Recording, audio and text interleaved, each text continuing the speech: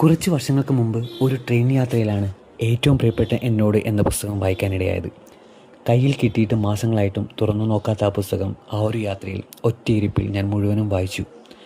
ഓരോ പേജുകളും ഓരോ വരികളും എന്നെ അത്രയേറെ പിടിച്ചിരുത്തിയിരുന്നു.